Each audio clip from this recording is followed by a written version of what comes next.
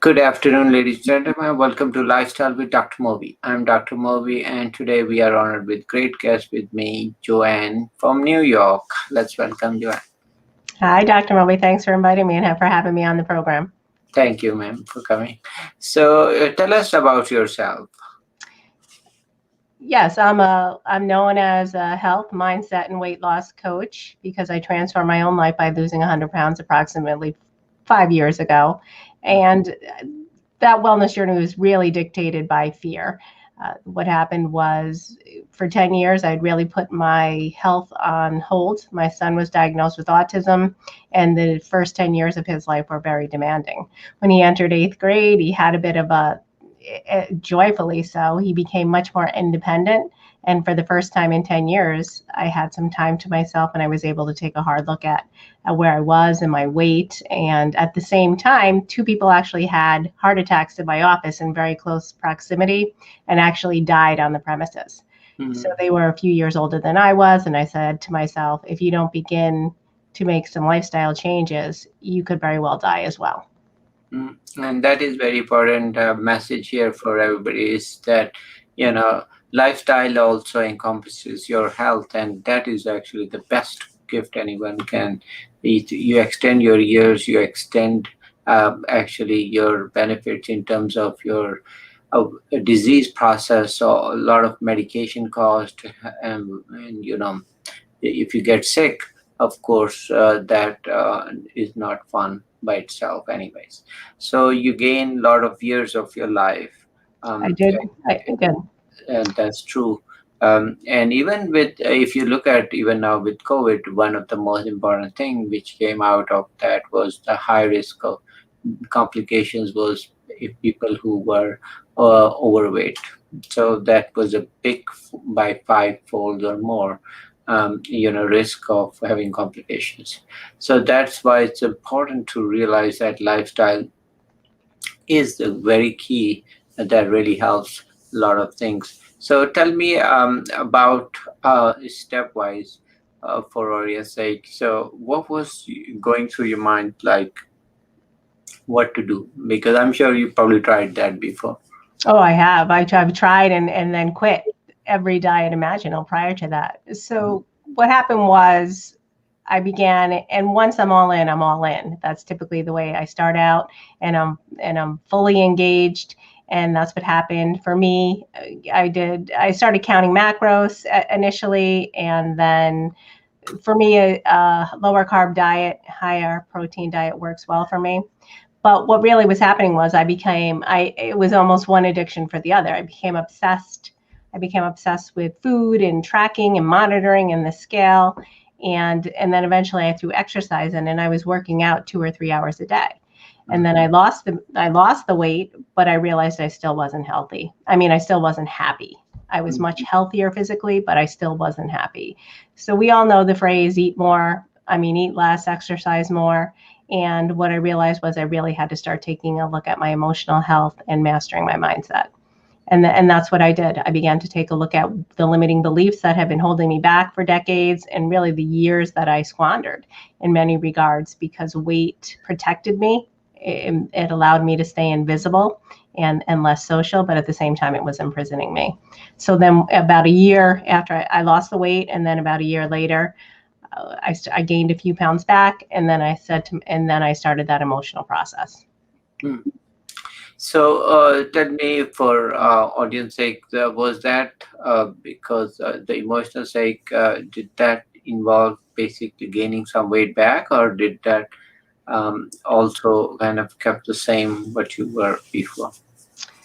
I did gain a few pounds back, but then I was able to take it. I probably gained about 30 pounds back, and really much of that was because of COVID. And when COVID first hit, my day job is, although I am a health and my weight loss and mindset coach, I also work for Homeland Security. And when COVID hit, I work in disaster recovery, and I was assigned to work part of the disaster and the pressures of that, homeschooling.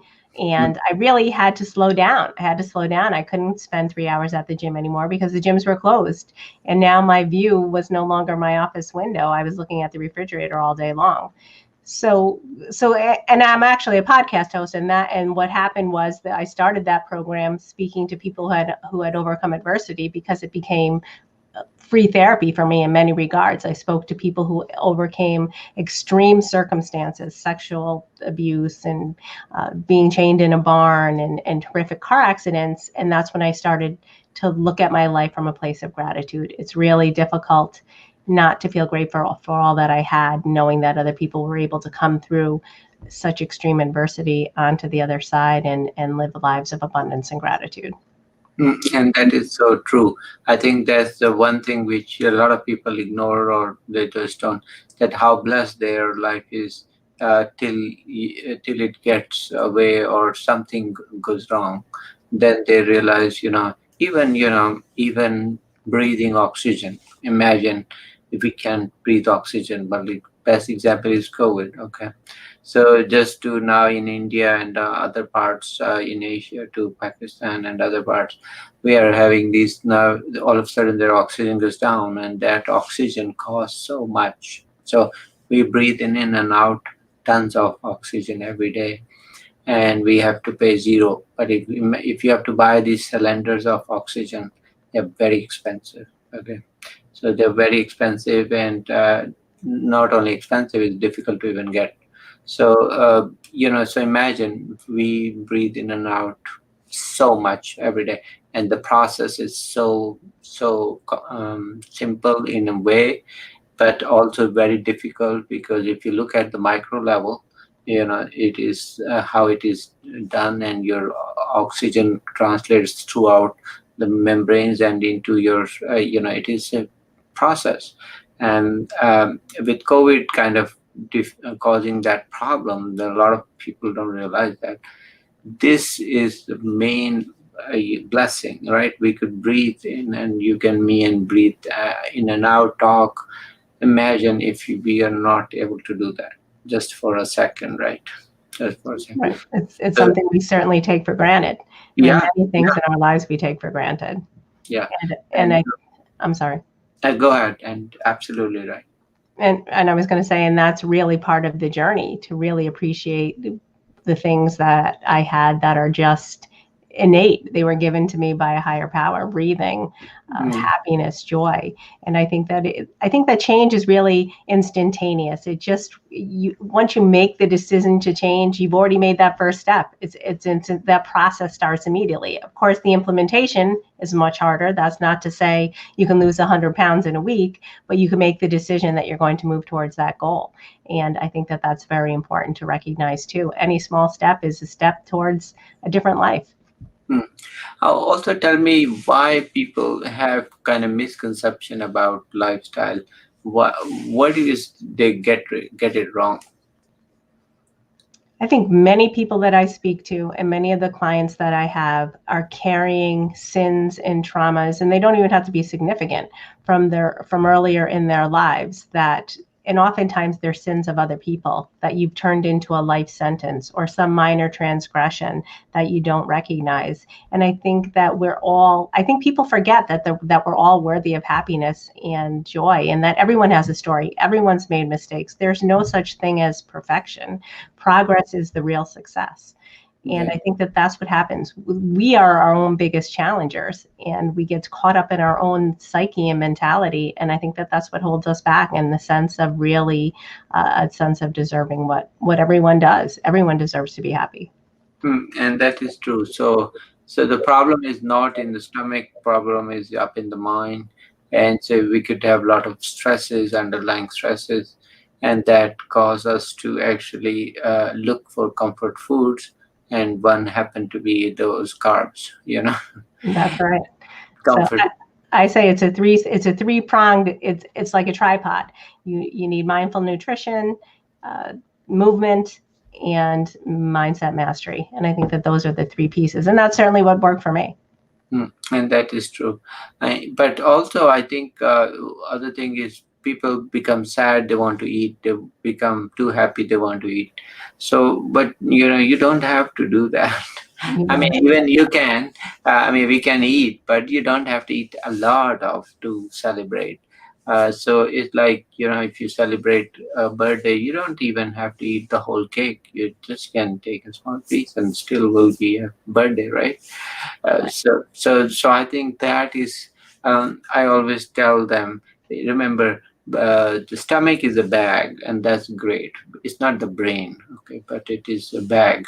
It's going to keep filling with food, and the more you fill, the more it's going to ask next time.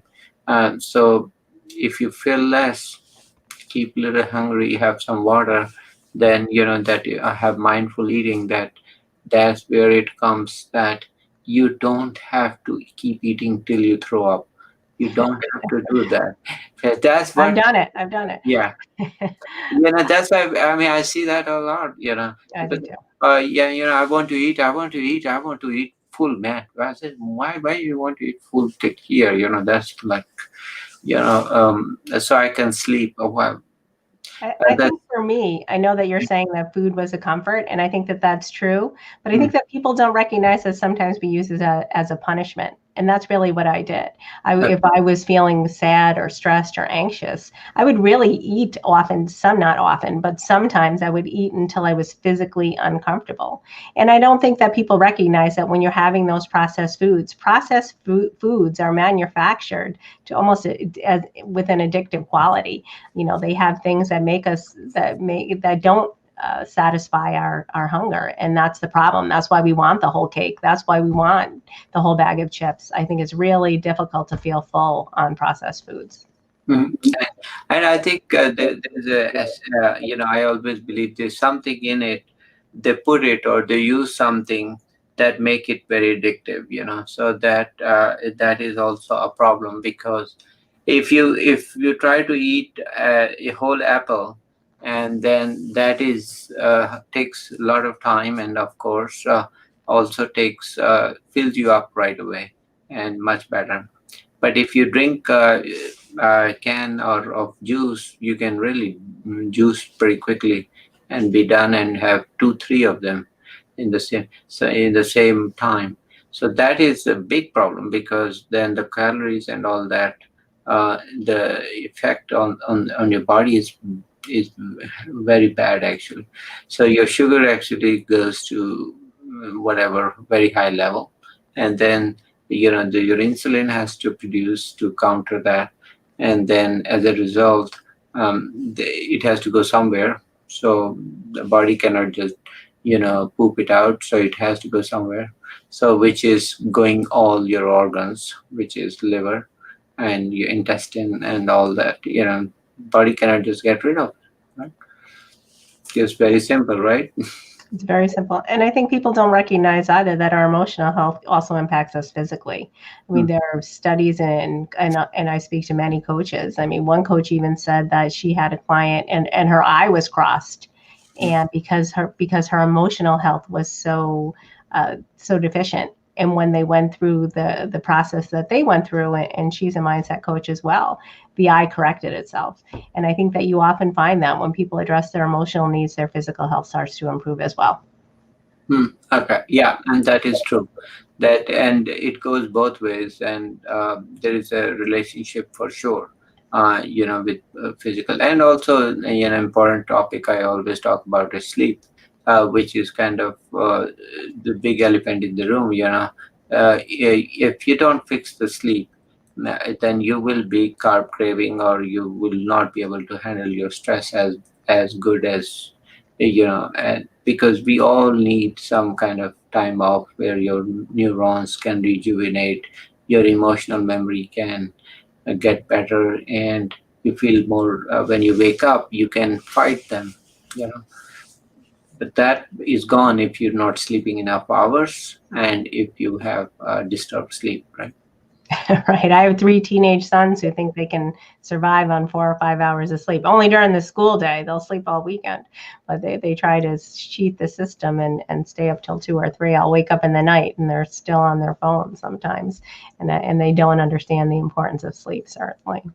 Yeah, and that is true. They can catch up, and there is a sleep debt. The brain kind of catches up. That's true. But the problem is that you are creating your body these series of shocks. you're creating that, and that is stressful. So why I mean, it's like if you give a car to a new driver, what do? They drive very fast and then put brakes, fast brakes. You don't want to do that to your body. Because then guess what happens? Then your engine gets worse as well as your brake wears out. And so same thing happens to body. If you want to be up all night and then do that couple of times, you mess up all your hormones, and then decisions you do during day are kind of not the best because you are kind of struggling. So then, smooth. I think smooth and gentleness to your body is the key. You have to just maintain the rhythm, and then it's a lot of people, if you realize that they party over weekend, and Monday they want to be looking perfect. Well, that doesn't go very well. I mean, we call it social jet lagging. So yeah, I don't think the definition of weekend shouldn't be like that, right? That's right. But I don't think we're going to convince anybody in their 20s of that. But Well, yeah, there are people, believe me, there are people who look after good athletes, like I was true, saying, like true. Tom Brady is, Oh, or he's a phenomenal. His or like, lifestyle's one to be emulated for everybody. yeah. So I mean, I say, well, look at him and look at how he maintains, and he's maintaining since the age 20 or even earlier. So, and then look at where he is now and how good he looks, and the reason is he works for it. I mean, He does. this guy works for it every day. So even when he's not playing for us, so I think that there are examples. I mean, there are good examples for sure. But those, if you don't follow them, even I say, even all these, I have seen even Bill Gates, and I have seen Jeff Bezos. They are in good health for what they do. They are really in good health for apparently. So if you think you have all kind of money and everything, you think you will be probably doing really a crazy Vegas night every night, right? Right. But they don't do that. They even so they try to maintain the rhythm because they know they cannot work if they kind of go out of their comfort area. So that same applies to us too, me too. I mean, if I don't do it, I know I can't do work. So that's so. Also, tell me a little bit about the food industry. Where do you think it is heading in terms of kind of creating problem for a lot of people? The food industry, I think the food industry is tough. I think that, we have organic food, and that's really difficult. I think that that's really questionable now. People are really starting to question the quality of that because there have been some studies that are indicating that, organic isn't as healthy or as natural as we think. I think the best option is to buy locally, and that's very difficult. In particular, where we live, we don't have a farmers market in January. So I just think that you have to do the best that you can, the best to your abilities. You can research and look at what items are best organic, but some other items may not be. I think just their best advice is to try to shop in the outside aisles of the grocery store and avoid that. And I think that anything is fine in moderation. If you really want the Oreo cookies, I say have some Oreo cookies because you're going to be thinking about them anyway. I'd rather you had Oreo cookies in the afternoon than have a whole sleeve of them in the evening. And I've done it. I think that I understand the dependency on food and binge eating, and I think the food industry is tough. I think that there's a monetary factor as well. It's easy to say buy organic and shop the outside aisles, but there's certainly a socioeconomic divide in this country, and that's not an option for everybody. Mm. And I think also importance is the activity. So, to tell me what are some of the exercise or activities you do to keep yourself in good shape? I do a lot of activities, and I'm someone who hated exercise. And I think for me, the key is I'm not always motivated to do it, but I try to stay disciplined to do it. And I think when you look at the Tom Brady's, and I'm certainly not in that caliber, but my wellness is a spread across my life. I try to keep myself well emotionally, physically, spiritually, and emotionally. So I get up in the morning, most mornings, at least 5 times a week, I'll go and take a strength training class. I get up at 5. I try to incorporate, I also take a spinning class, which are really my two favorites. I'll walk on the treadmill, just anything. I try to incorporate both strength training and cardio exercises into my life. And the cardio, it really elevates my mood. I find that if I don't have it, it's problematic for me. And I think one of the keys for me as well is my morning routine. I try to listen to something motivational, and I think that changes my mindset and puts a framework in for my day. So do you incorporate just walking, or do you do a lot of other exercise? I do a lot of exercises. I do the morning class, I walk, but I also have a spin bike, and I take virtual spinning classes now. I used to go in studio, but I don't do that anymore. I closed down for a long time, but one of the spinning instructors now has opened up a wellness program, a fitness studio, and I do that with her as well. So those are my three main sources: the strength training class, the spinning class, and the walking, just walking. And now that it's nicer in New York, I certainly have a pool. I'll be able to do some swimming, and I'll be able to walk outside. I don't like the cold, so I'm a fair weather fan as in regard to outside exercise. And a lot of people I tell that the problem is sitting disease. I mean, even if you don't do a lot of gym or anything, but you should start at least walking and taking more steps. That's the minimum you should. I think people are just sitting in a chair for hours and hours. They don't want to do anything, and that's what is hurting a lot of these. They just want to eat and just watch TV. That's about it. So. And COVID made that worse. We were all working from home. I didn't have to walk from the parking lot. All I had to do was walk from my bedroom into my office. And I think that even just, the regular exercises, the regular movement, I guess I don't want to call them exercises, but walking into your building, walking to the grocery store. So many things are convenient now. You can have your groceries delivered. Everything's delivered. You take out. There's nothing. We don't have to go out of our houses for anything almost anymore. So our movement has been curbed and limited in many ways. And that is true. So any final thoughts you have for our audience? No, I just want to thank you for having me on. If anybody'd like to learn more about me, my website is JTD Coaches Me.com, and I'd love to hear more about your listeners, and I love your program. So I just genuinely appreciate you taking the time and listening and learning a little bit more about me. Yes, and it's always, and I always say, we can never find enough people talk about lifestyle, because it is a big problem. If you look at the magnitude, the food industry and all kind of wrong information on social media, we are nothing as compared to the number of people talking about lifestyle, encouraging people, giving positive. Whenever I find them, I try to highlight, because I believe that we are really in minority. I Lot agree. Yeah. And that's why your program is so important and valuable. And I'm sure that your listeners and your watchers, your viewers appreciate it immensely as much as I do. Yeah. Thank you. Thank you for coming. Thank you. Bye, Dr. Moby. Take care.